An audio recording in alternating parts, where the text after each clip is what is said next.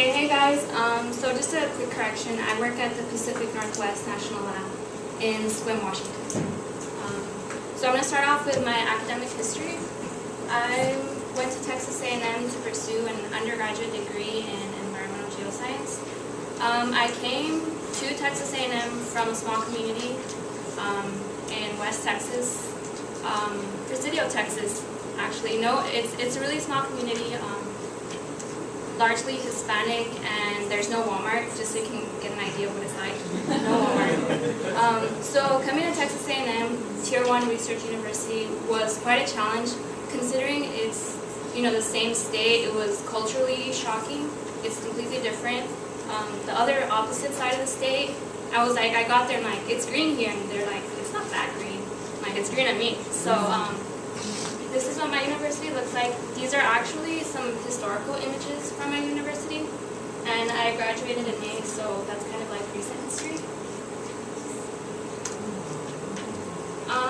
I have a couple of research experiences as an undergraduate, but probably one of the most significant ones was my research experience for undergraduates at the Biosphere 2 facility at the University of Arizona.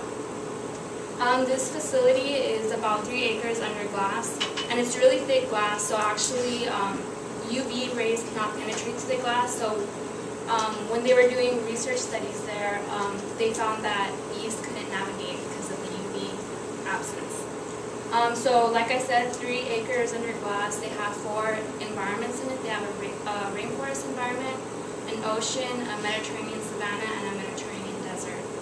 So it was really cool. I got to live there for like 10 weeks, and occasionally we'd sneak in at night, but you're not supposed to have that. But yeah, it was so much fun. That really inspired me to continue to pursue research, and I think that was just kind of like a pivotal point for me. And since then, I've been able to land a position at the Pacific Northwest National Lab. It's their marine science branch, so it's not the main headquarters, but it's really a unique facility. It's under the Department of Energy, so it's a unique facility of its kind because it pursues a lot of environmental research, which is kind of untraditional for the Department of Energy. It's still kind of progressing towards that environmental concept. And so this is the actual facility. We're just off of Sequim Bay, and just recently I've been going out there because it gets dark like at 5 already. So I go out there at night sometimes, and I'll stand on the dock and I get to watch seals, just like jumping around and swimming. It's a really good experience for me. A little bit different from Texas for sure. During the summers, I get to work on the Columbia River, and we do a lot of hydrological and biological studies. Specifically, we're looking at changes in water regime on the Columbia River and how that affects wetland vegetation. And in turn, I'm going to tie this into the salmon. Salmon is so important in the Pacific Northwest, and so that's kind of what we're trying to get at indirectly, is characterizing these habitats to promote conservation of key ecosystems for salmonoid spawning and grazing and habitat.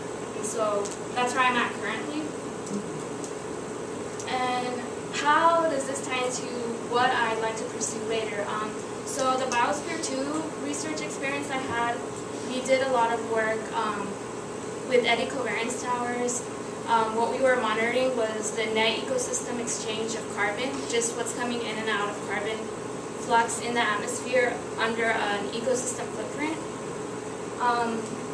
So my specific project was looking